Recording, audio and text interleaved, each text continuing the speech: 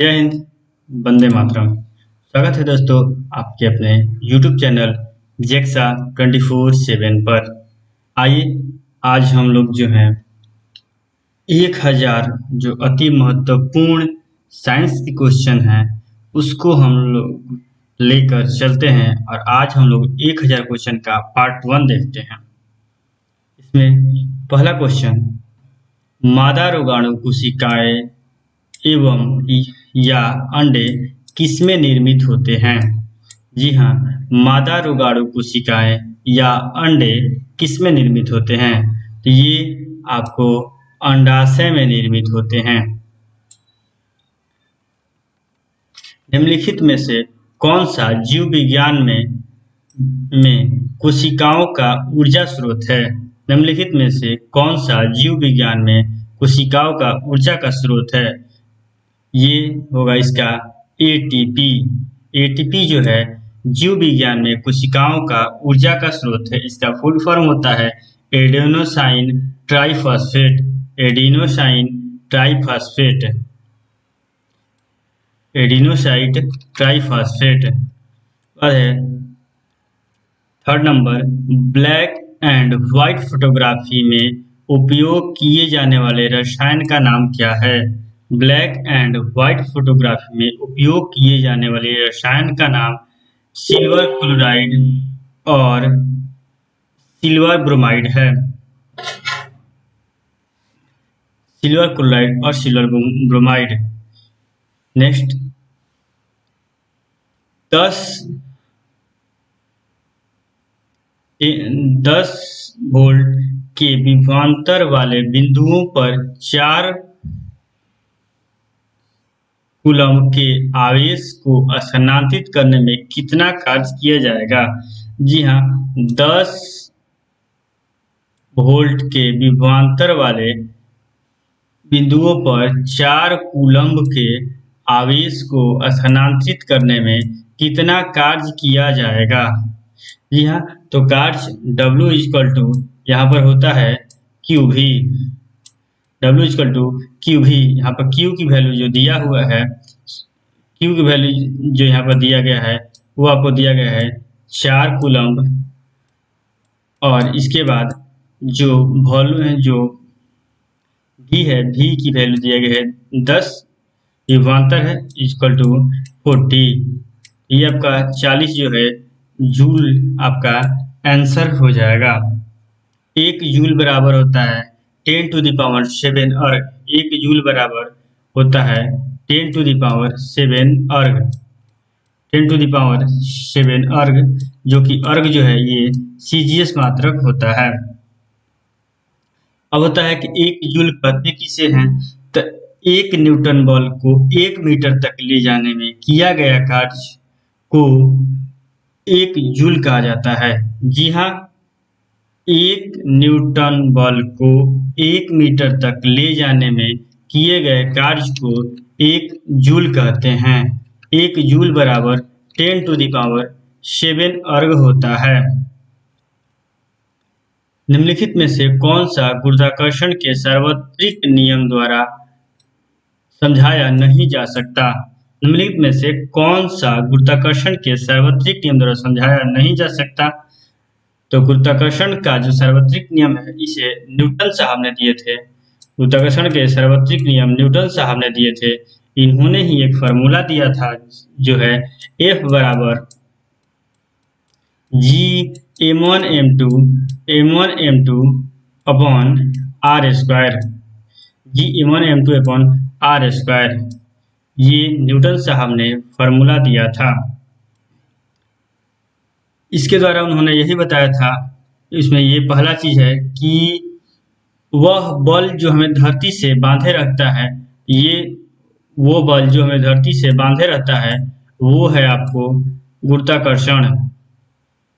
पृथ्वी के चारों ओर चंद्रमा की गति, ये भी जो है गुरुत्वाकर्षण के कारण होता है। सूर्य और चंद्रमा के कारण ज्वार-भाटा उत्पन्न होने भी गुरुत्वाकर्षण के कारण होता है। ग्रहों के चारों ओर सूर्य की गति, ये जो है गुरुत्वाकर्षण से संबंधित नहीं है।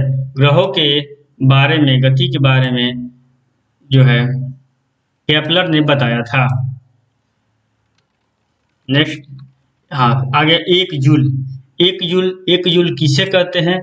तो एक न्यूटन जो बल है, एक न्यूटन बल को 1 मीटर तक ले जाने में किया गया कार्य को हम लोग एक जूल कहते हैं। जी हाँ, फिर से ध्यान दीजिए कि एक न्यूटन बल को 1 मीटर तक ले जाने में किया गया कार्य को एक जूल कहते हैं।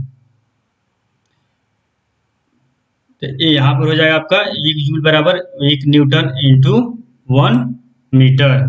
जूल का जो है सीजीएस मात्रक में एक जूल बराबर होता है 10⁻⁷ अर्ग होता है। एक जूल बराबर 10⁻⁷ अर्ग होता है।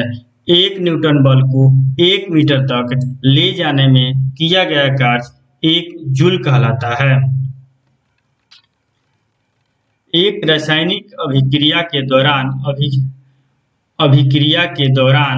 अभिक्रियाओं और उत्पादों के द्रव्यमानों का योग अपरिवर्तित रहता है, इसे क्या कहा जाता है? एक रासायनिक अभिक्रिया के दौरान अभिक्रियाओं और उत्पादों के द्रव्यमानों का योग अपरिवर्तित रहता है, इसे क्या कहा जाता है? इसे द्रव्यमान संरक्षण का नियम कहा जाता है। ऊर्जा संरक्षण का नियम है energy neither be created nor be destroyed, it change into one form to another form. ऊर्जा को ना ही उत्पन्न किया जाता है, किया जा सकता है, ना ही इसे नष्ट किया जा सकता है, इसे केवल एक रूप से दूसरे रूप में परिवर्तित किया जा सकता है। यही है ऊर्जा संरक्षण का नियम। चलिए अगला हम लोग है कि रॉकेट लॉन्चिंग निम्नलिखित में से किस नियम पर आधारित है? जी हाँ, रॉकेट जो है लॉन्च किया जाता है, ये किस नियम पर आधारित है? ये रॉकेट लॉन्च किया जाता है, ये न्यूटन साहब के तृतीय नियम पर आधारित है। ये न्यूटन साहब के तृतीय नियम पर आधारित है। न्यूटन का तृतीय नियम क्या होता है? Each action has their is equal and opposite reaction. प्रत्येक क्रिया के बराबर एवं विपरीत प्रतिक्रिया होती है। जी हाँ, तो न्यूटन के गति का पहला नियम क्या होता है? न्यूटन के गति का पहला नियम कहता है कोई भी वस्तु अपनी विरामावस्था या एक समान गति अवस्था बनाए रखना चाहती है जब तक से उस पर कोई बाह्य असंतुलित बल न लगाया जाए। फिर से सुनिए, न्यूटन के गति का पहला नियम कहता है कि कोई भी वस्तु अपनी विरामावस्था या एक समान गति अवस्था बनाए रखना चाहती है जब तक से कि उस पर कोई बाह्य असंतुलित बल न लगाया जाए। न्यूटन के गति के पहले नियम को गैलीलियो का नियम या जड़त्व का नियम भी कहते हैं। न्यूटन के गति के पहले नियम को गैलीलियो का नियम एवं जड़त्व का नियम भी कहते हैं। इसी से हमें बल की परिभाषा मिलती है। न्यूटन के गति के पहले नियम से हमें बल की परिभाषा मिलती है। न्यूटन की गति पहला नियम क्या है? तो जब कोई वस्तु विरामावस्था या एक समान गति अवस्था कोई भी वस्तु अपना बनाए रखना चाहती है जब तक इस पर कोई बाह्य असंतुलित बल न लगाया जाए। न्यूटन के गति के दूसरे नियम से जो है बल का व्यंजक प्राप्त होता है। अगला है कि नाइक्रोम निम्नलिखित में से कौन सी मिश्र धातु 4 घटकों से बनी होती है? ये नाइक्रोम जो है ये 4 घटकों से बनी होती है। नाइक्रोम का यूज हम लोग हीटर के रूप में करते हैं। ये हमें जो है हीट प्रोड्यूस करता है। इसमें हीट प्रोड्यूस करने के लिए वर्क होता है। प्रजनन ऊतकों का परिपक्व होना शुरू हो जाने पर सामान्य रूप से शरीर का विकास कम होने लगता है। किशोरावस्था की इस स्थिति को क्या कहा जाता है? प्रजनन ऊतकों का परिपक्व होना शुरू हो जाने पर सामान्य रूप से शरीर का विकास कम हो जाता है। किशोरावस्था की इस स्थिति को हम लोग जो है यौवन कहते हैं। माहवारी ये जो है जब शुरू होता है तो इसको मेनार्क कहा जाता है। जब इसे मंथली साइकिल भी इसे कहा जाता है माहवारी को।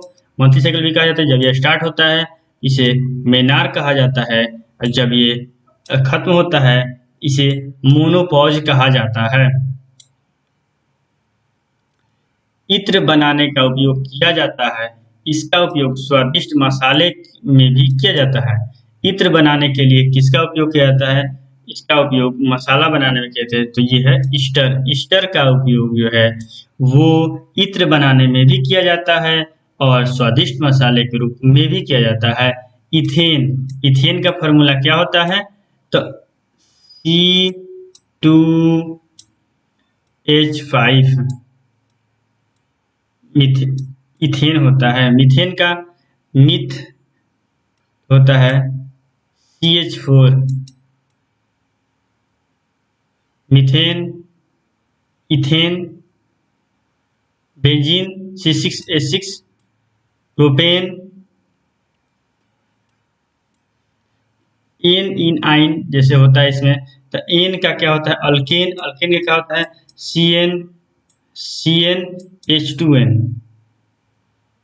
ठीक है, ये होता है आपको एन अल्केन। एल्कीन का क्या होता है? CnH2n, CnH2n -1। और प्रोपेन एन इन आइन CnH2n-2 होता है। तो ये आपका हुआ इथेन। चलिए इसके बाद जो है कैलिफोर्निया समूह है।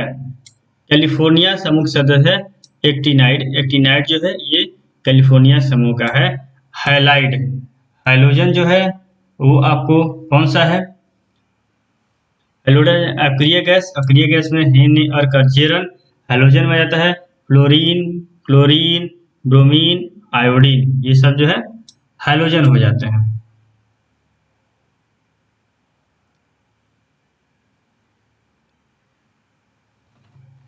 जब किसी वस्तु को एक अवतल दर्पण के अनंत पर रखा जाता है तो उसका प्रतिबिंब निर्मित होता है।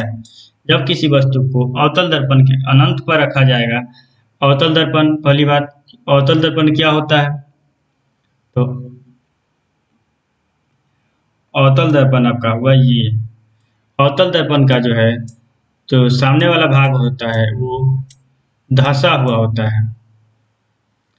अब अवतल दर्पण का सामने वाला भाग धंसा हुआ होता है, ये यहाँ पर फोकस होता है। जब अनंत पर वस्तु रहता है इसकी जो प्रतिबिंब बनती है वो आपको समांतर आती है, और समांतर आने के बाद ये आपको फोकस पर रिटर्न हो जाती है। इसलिए अवतल दर्पण में जब वस्तु को अनंत पर रखा जाता है तो उसका प्रतिबिंब जो है वो फोकस पर ही बनता है और अत्यंत ही छोटा होता है। जब अवतल दर्पण में वस्तु को फोकस पर रखा जाएगा तो इसका प्रतिबिंब जो है वो अनंत पर बनेगा, बहुत ही बड़ा बनेगा। जब वस्तु को अनंत और फोकस के बीच रखा जाएगा तो इस समय वस्तु का जो प्रतिबिंब है वो आपको केंद्र और पोल के बीच बनता है। निम्नलिखित में से कौन सा कथन विभिन्न माध्यमों में 25 डिग्री सेल्सियस पर ध्वनि की चाल में सत्य है? ये स्टील में ध्वनि की चाल जो है 5969 मीटर पर सेकंड होती है और निकेल में 6240 होती है। इसलिए यहाँ पर सारे कथन जो हैं वो सत्य हैं। निम्नलिखित में से कौन सा राइजोबियम के बारे में सही है? तो राइजोबियम आपको जानते हैं ये जो है नाइट्रोजन के स्थिरीकरण में काम आता है, दलहनी फसलों में पाया जाता है। इनमें पूर्ण विकसित तना और जड़ पत्तियां होते हैं। ये बात बिल्कुल ही गलत है। यह जो है इसकी जो संरचना है राइजोबियम की संरचना और कार्य संवहनी भूपादक के मूल रोम में होती है। ये जो है दलहनी फसलों के जड़ में होता है। ये ब्रायोफाइटा के निचली बाह्य त्वचा की कोशिकाओं में बढ़ने वाला उभार होता है। ये विभिन्न ऊतकों से बनी बहुकोशिकीय संरचना होती है। शुक्रवाहिनी सामान्य मार्ग के लिए मूत्राशय से होकर आने वाली नलिका के साथ जुड़ी होती है, जिसे मूत्र मार्ग कहा जाता है। शुक्रवाहिका सामान्य मार्ग के लिए मूत्राशय से होकर आने वाली नलिका के साथ जुड़ी होती है, उसे मूत्र मार्ग बोला जाता है। एक संक्रमण धातु नहीं है। तो एनपी जो है नेप्टूनियम नेप्ट्यूनियम नेप्ट्यूनियम 93 परमाणु संख्या इसकी है, यह संक्रमण धातु नहीं है। जर्कोनियम जर्कोनियम परमाणु संख्या 40, यह है। टेक्नेटिनियम परमाणु संख्या 43 और Re है रेनियम परमाणु संख्या 75। CaO का सूत्र इकाई द्रव्यमान क्या है? सूत्र इकाई द्रव्यमान क्या होता है? जैसे मानकर चलिए कि आपके पास सूत्र इकाई द्रव्यमान क्या होता है, इसको हम लोग देखा जाए। जैसे आपको दिया रहे H2O, आपको यहाँ पर दिया रहेगा H2O का सूत्र द्रव्यमान कितना होगा? जिसे मानकर चलिए H2O कितना है, सॉरी पहले आप सिंपल से पहले समझने की कोशिश कीजिए, फिर मैं इसको आगे बताता हूँ। जिसे मानकर चलिए यहाँ पर आपको है कैल्शियम का द्रव्यमान कितना होगा? कैल्शियम का 20 होता है परमाणु द्रव्यमान और इसकी मास होती है 40 और ऑक्सीजन का होता है 16, और यही दोनों के मास को जब जोड़ ऐड कर दिया जाता है तो 6 और 5 कितना हो गया? 56। ये हो गया आपका इकाई द्रव्यमान। ठीक है, ये तो आपको आपने समझ लिया अच्छा से। अब देखिए ये तो सिंपल सा था। अब ऐसे ही आ जाए कि हाइड्रोजन का क्या होता है। यदि हम लोग हाइड्रोजन की बात करें कि H2O का क्या होता है, H2O क्या होता है, ये देखिए यहाँ पर हाइड्रोजन का क्या होता है, एक होता है। कितने है हाइड्रोजन के, कितने यहाँ पर है मॉलिक्यूल? तो यहाँ पर 2 है, तो 1 × 2 होगा, और प्लस ऑक्सीजन एक ही है, 8 दूनी के 16, इसका 16 होता ही है, इक्वल टू 18। इसका जो वाटर हो गया, इसका सूत्र इकाई द्रव्यमान 18 होगा। कैल्शियम ऑक्साइड इसका सूत्र इकाई द्रव्यमान आपको जो है 50 होगा। कैसे? तो कैल्शियम का हो गया 40 और ऑक्सीजन का हो गया 16, दोनों मिलकर 56 होता है। ठीक है, चलिए इकाई द्रव्यमान ये हो गया। इसके बाद देखिए सामान्य रूप से एक उदासीनीकरण अभिक्रिया को किस रूप में लिखा जा सकता है? सामान्य रूप से एक जो न्यूट्रल रिएक्शन होता है उसमें अम्ल और क्षार जो है आपस में रिएक्शन करके लवण और जल बनाते हैं। एसिड और बेस दोनों रिएक्शन करके लवण और जल बनाता है। जब हमारे पेट में एसिडिटी हो जाती है तो एसिडिटी हो जाती है मतलब हमारे पेट में जो है एसिड की मात्रा बढ़ जाती है। उस समय हम लोग एंटा एसिड लेते हैं। एंटा एसिड वह भी क्षार ही होता है।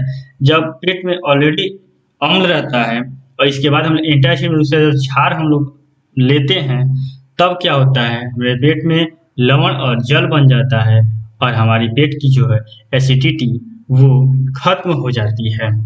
ये उदासीनीकरण की प्रक्रिया होती है। अब है प्रत्येक न्यूरॉन एक साइटोन से निर्मित होता है जिसमें से कई छोटी छोटी शाखाएं निकली होती है जिन्हें कहा जाता है। प्रत्येक न्यूरॉन एक साइटोन से निर्मित होता है जिसमें से कई छोटी छोटी शाखाएं निकली होती है जिन्हें क्या कहा जाता है?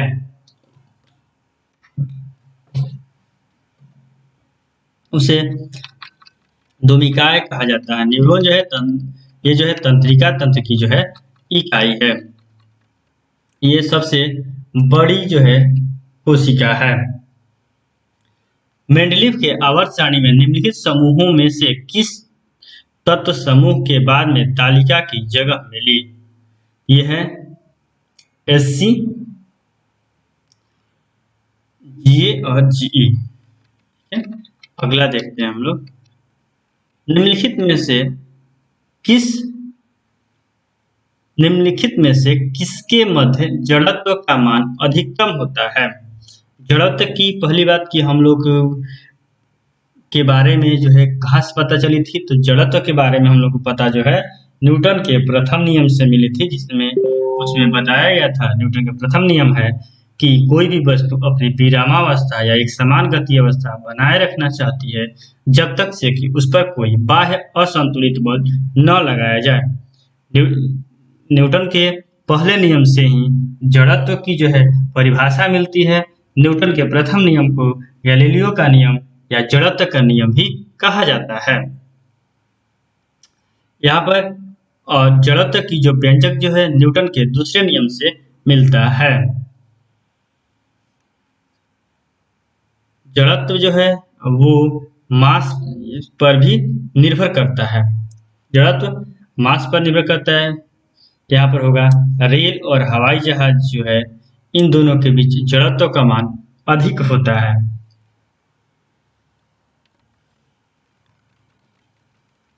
के बाद है निम्नलिखित में से कौन सा अस्थायी ऊतक का एक उदाहरण है।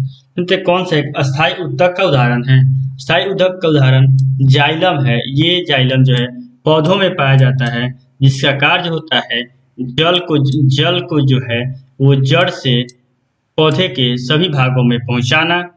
और जड़ और एक और होता है जाइलम और एक होता है फ्लोएम। फ्लोएम का कार्य क्या होता है? तो फ्लोएम का कार्य होता है ये जो है पत्तियों में बने हुए भोजन को पौधों के विभिन्न भागों तक पहुंचाता है। ये जो है जाइलम जो है वो नीचे से ऊपर की तरफ गुरुत्वाकर्षण के विरुद्ध कार्य करता है। ये फ्लोएम ऊपर से नीचे की हुई गुरुत्वाकर्षण के साथ कार्य करता है। रक्त जो है यह एक मानव शरीर में पाया जाता है। यह एक तरल संयोजी ऊतक है।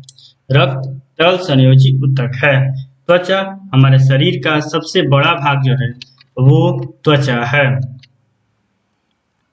इसमें से किसका मान नगण्य होने पर कोई वस्तु नियत गति से चलती है? किसका मान नगण्य होने से कोई वस्तु नियत गति से चलती है? तो बल का मान नगण्य होने से कोई भी वस्तु नियत गति से चलती है।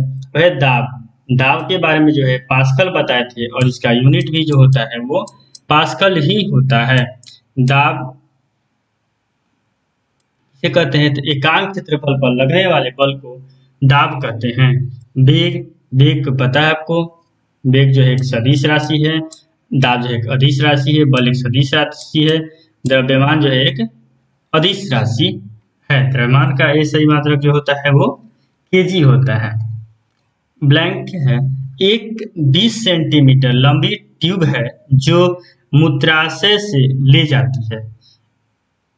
जो मूत्र मार्ग जो है 20 मीटर लंबी ट्यूब है जो मूत्राशय से ले जाती है। बहुत कमजोर विकसित बच्चों को जन्म देता है। बहुत कमजोर विकसित बच्चों को जन्म जो है कंगारू देता है। ये कंगारू जो है अपने बच्चों को अपने pouch में रखता है। ये इस तरीके से pouch होता है, इसी में अपने बच्चे को pouch में रखता है। जब ये बच्चा पूर्णतः विकसित हो जाता है तब ये pouch से बाहर निकलता है। कंगारू। चमगादड़ है यह एक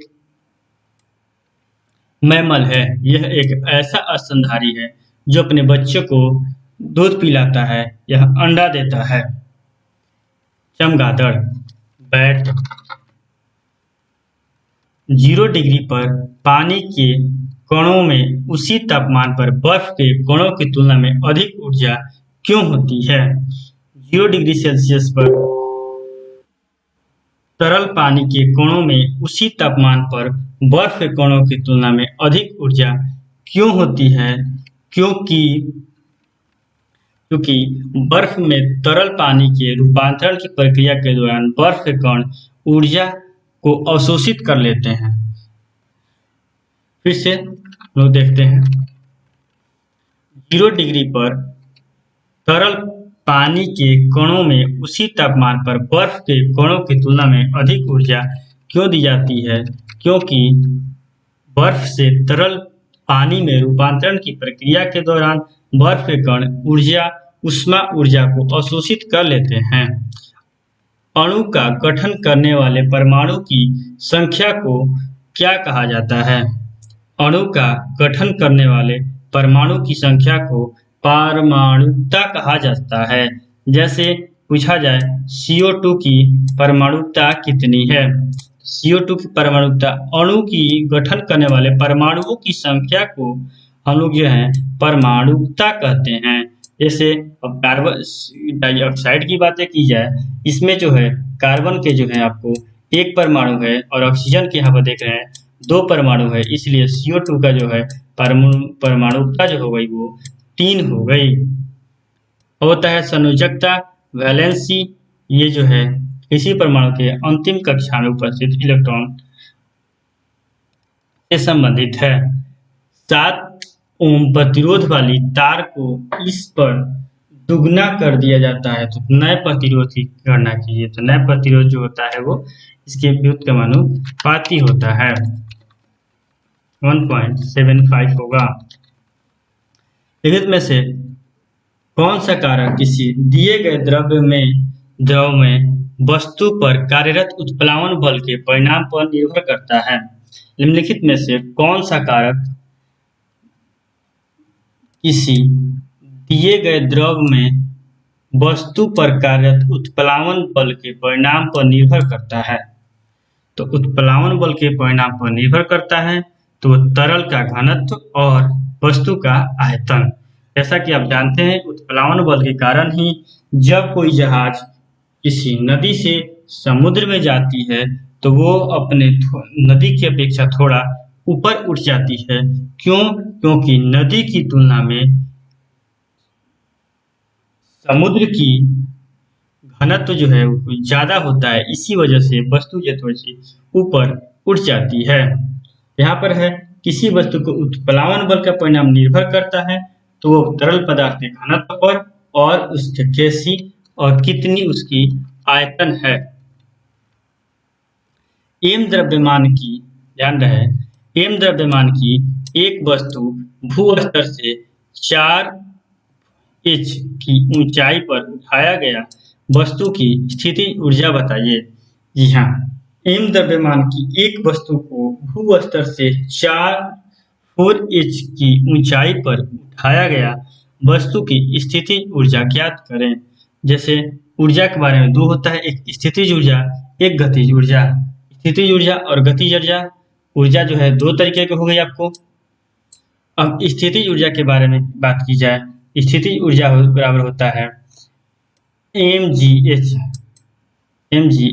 और गतिज ऊर्जा बराबर होता है 1/2 हाफ, मतलब हाफ mv² होता है।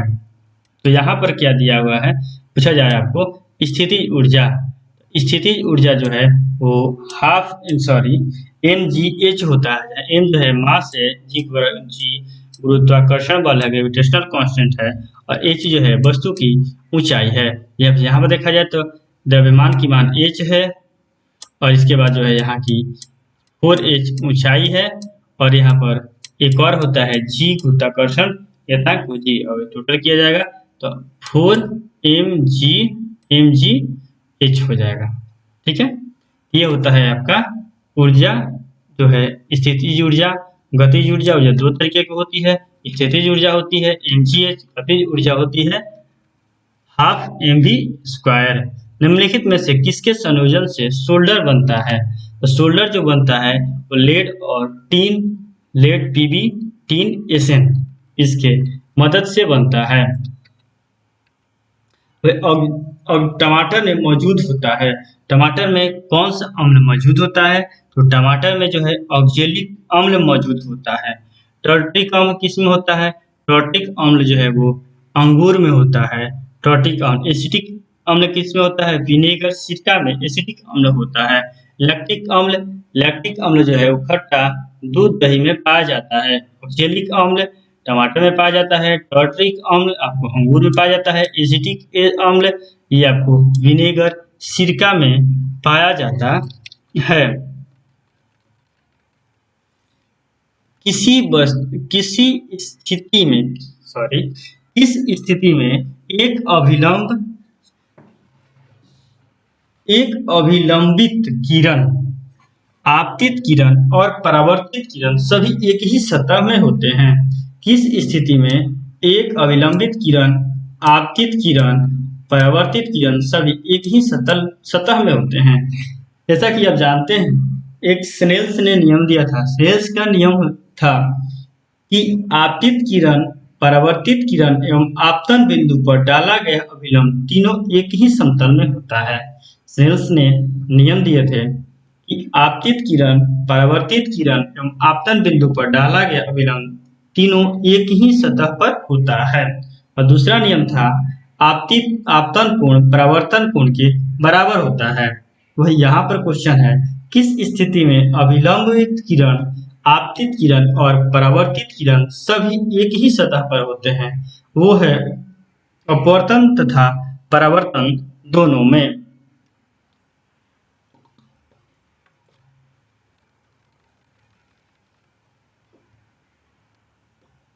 है निम्नलिखित में से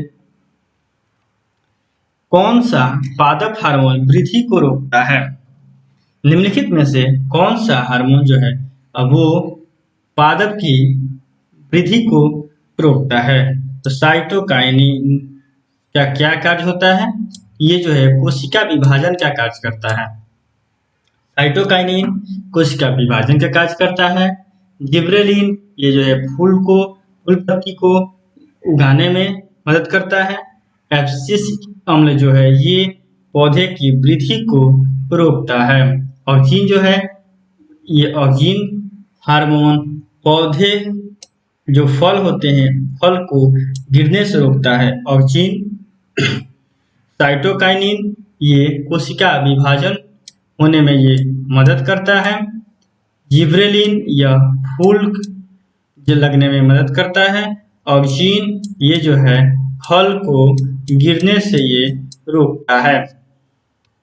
हो गया, पादप हार्मोन की वृद्धि कौन रोकता है? एब्सिसिक अम्ल रोकता है। अगला है, एक इलेक्ट्रॉन में ऋणात्मक आवेश होता है।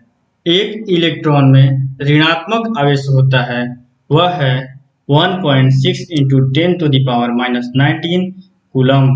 एक इलेक्ट्रॉन जो होता है उसमें जो है ऋणात्मक आवेश होता है, वो होता है 1.1.6 × 10⁻⁻19 कूलम्ब होता है। निम्नलिखित में से कौन बीजाणु निर्माण द्वारा उत्पन्न होता है? निम्नलिखित में से कौन बीजाणु निर्माण द्वारा निर्माण होता है? वो है राइजोपस। जो अगला है, एक वृत्ताकार पथ में स्थिर गति वाले पिंड की गति को क्या कहा जाता है? एक वृत्ताकार पथ में स्थिर गति वाले पिंड की गति को समान वृत्तीय गति कहा जाता है। दोलनी गति क्या कहते हैं, किसे कहते हैं? जब कोई वस्तु एक निश्चित बिंदु के आगे पीछे गति करती है तो उसे दोलनी गति कहते हैं। आवर्त गति किसे कहते हैं? आवर्त गति जब कोई वस्तु एक निश्चित बिंदु के आगे पीछे या फिर ऊपर नीचे गति करती है एक निश्चित समय अंतराल पर, तो उसे आवृत्ति गति कहा जाता है। ध्वनि उत्पन्न होती है। ध्वनि जो है वह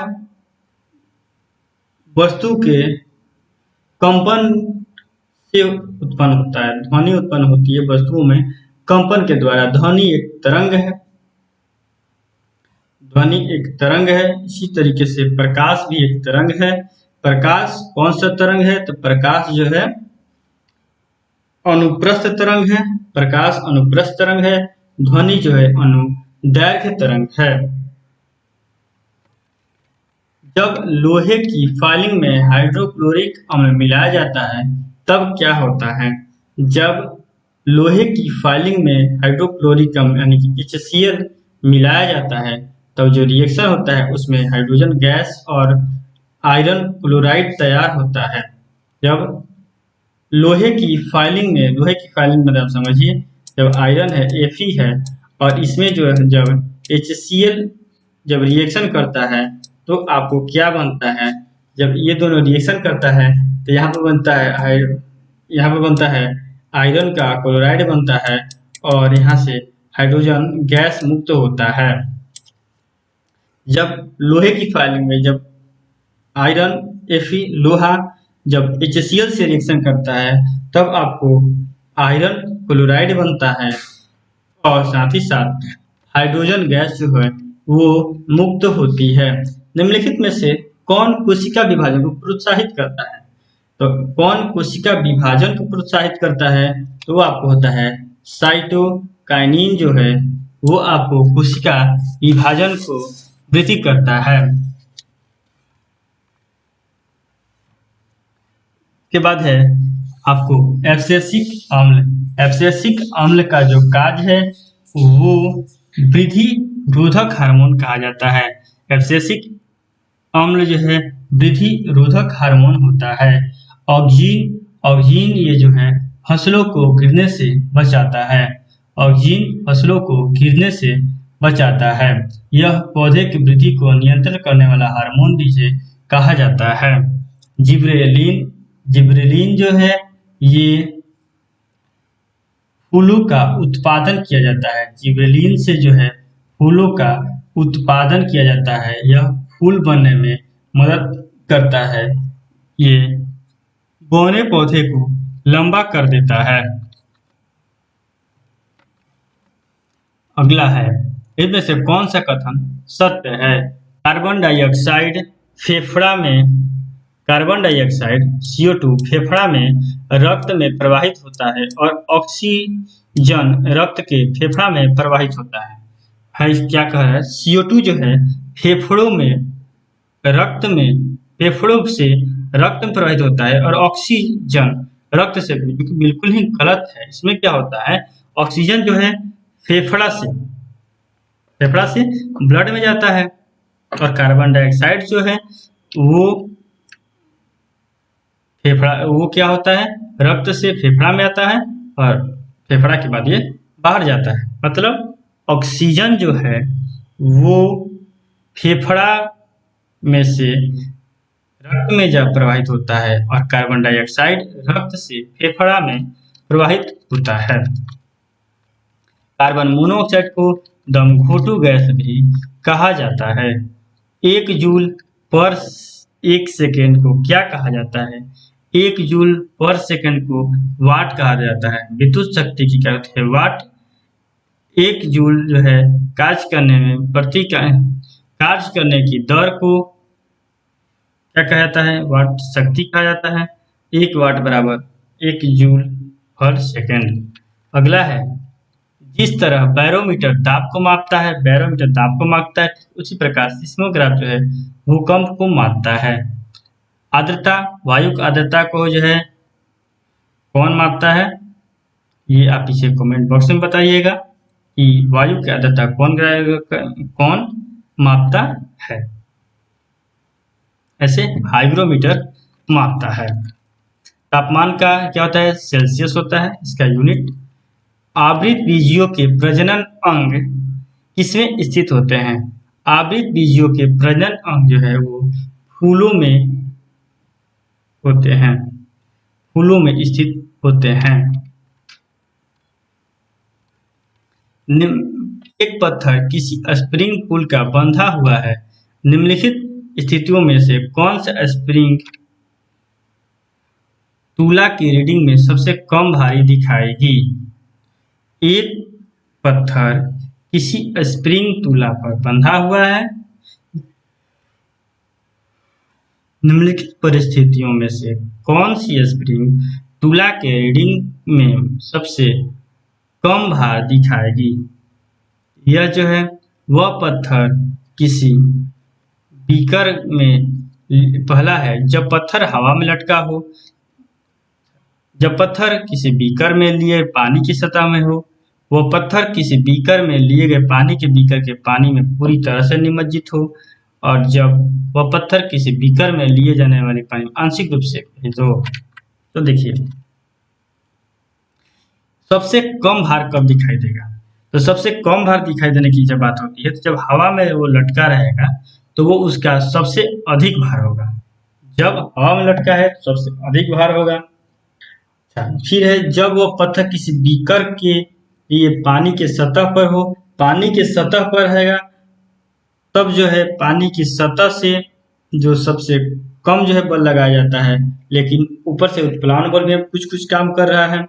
अच्छा, इसके बाद जो है इसलिए यहाँ पर थोड़ा सा जो है अधिक बल लगेगा। इसके बाद देखिए, जब पत्थर किसी बीकर में आंशिक रूप से निमज्जित हो लेकिन तो भी बल लगेगा, लेकिन जब पत्थर किसी बीकर में पानी के बीकर में पूरी तरीके से निमज्जित हो तब जो है प्लावन बल की मात्रा ज्यादा होगी और जो है वो पत्थर हल्का दिखाई हल्का महसूस होगा।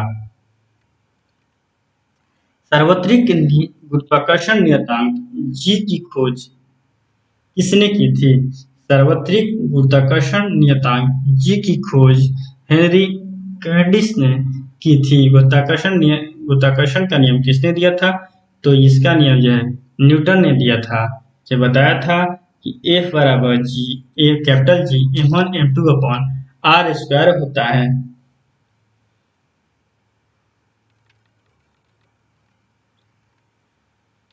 पच्चीस डिग्री सेल्सियस पर विभिन्न माध्यमों में ध्वनि की गति के बारे में निम्नलिखित में से कौन सा कथन सत्य है? कि स्टील में 5960 है, ये बिल्कुल गलत है, और 6240 ये भी दोनों जो है गलत है। ये पिछले क्वेश्चन में ये क्वेश्चन आया हुआ था। यहाँ देखिए क्या कह रहा है, 12 केजी द्रव्यमान का कोई वस्तु का नियत ऊंचाई पर स्थित है। वस्तु का स्थितिज ऊर्जा 600 जूल है। वस्तु की भूतल से ऊंचाई कितनी है? जी हाँ, जैसा कि मैंने आपको यहाँ पर बताया था कि यहाँ पर जो 12 केजी का कोई वस्तु का जो है द्रव्यमान है, एम आपको है, कोई वस्तु का नियत ऊंचाई पर स्थित है, मान लीजिए कोई भी ऊंचाई इसका h हो, वस्तु की स्थितिज ऊर्जा जो है 600 जूल है। सॉरी, वस्तु की स्थितिज ऊर्जा 600 जूल है।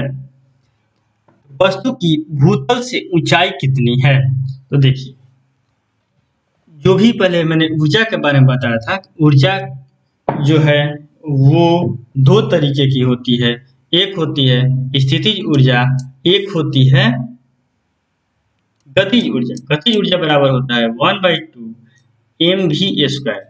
ठीक है, और यहाँ पर जो है स्थितिज ऊर्जा बराबर क्या होता है?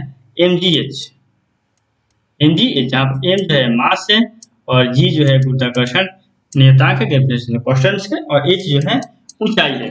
ठीक है, अब है कि बताना, यहाँ पर आपको क्या बताना है? यहाँ पर बताना है कि यहाँ पर आपको m दिया हुआ है, और यहाँ देखिए कैसे, यहाँ पर सबसे पहले आपको स्थितिज ऊर्जा दिया, मतलब कि आपको स्थितिज ऊर्जा की जगह पर आपको 600 दिया हुआ है। ठीक है, और इसके बाद आप देखिए यहाँ पर m की जगह पर आपको जो है क्या दिया हुआ है?